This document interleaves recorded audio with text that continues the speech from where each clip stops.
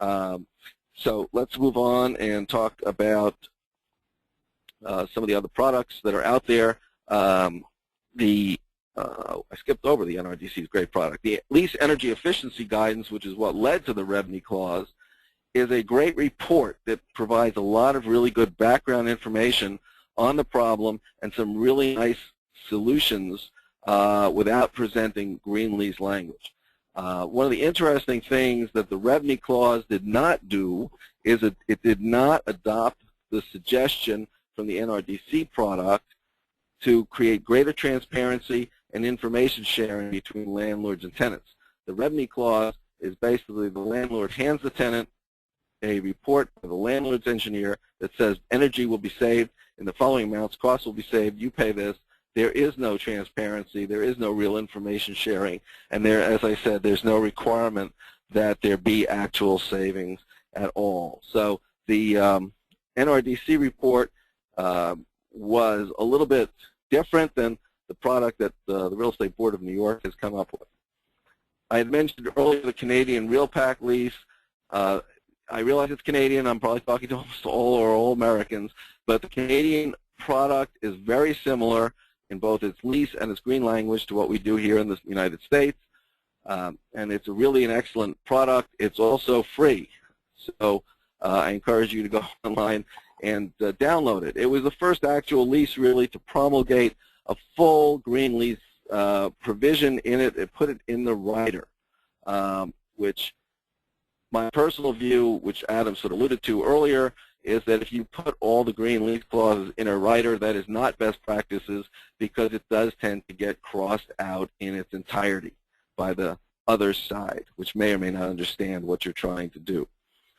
So there is a risk. Of course, it's easier to find the green provisions if they're in a rider. It's also easier to delete them.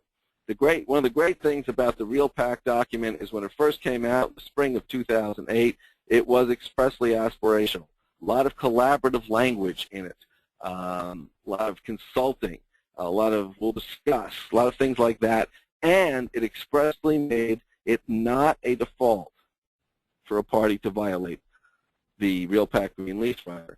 That's a fairly unusual provision in a lease, Canadian or American. Usually if you don't abide by it, it is a default. Interestingly, when the RealPAC form came back out in 2009, almost a year, a month or so after it was first issued, it had essentially abandoned that approach. The collaborative and consultative language was replaced by traditional hard-nosed lease language that one side shall, the other side shall not. One side will do this, you will not do that. And it also now added an option where you could make it a traditional clause where a violation of the green lease rider was a default, or you could stick with the approach that it was not a default. So you can see the evolution of the field, so to speak, right there in that one document, which I still think is an excellent document, notwithstanding that it's now a couple of years old. Next is the RealPAC. I'm sorry, not the RealPAC. The BOMA form. There we go. Which is the one I wrote in 2008 and was reissued in 2011 with a new name. It's really the first American full-span green lease. Unlike the RealPAC form, it integrates the green language directly into the text. And that's a different approach. We thought it was a better approach simply because it's less likely if the text is integrated directly into the lease document that people will, one, notice it and object, or two, object on the grounds that it's not consistent. The idea was to put the language in a way that it was entirely consistent and seemed to be entirely organic, one with the rest of the document. And I think that's really a good way to go. Of course, it's harder, therefore, to integrate the BOMA green lease language into whatever lease form you like to use, but it's not all that hard. Two reasons why. One, in the BOMA green lease itself, the green language will literally appear in green ink. It's in a green font. So you can find it really easily, and you can pull it out and you can tweak it.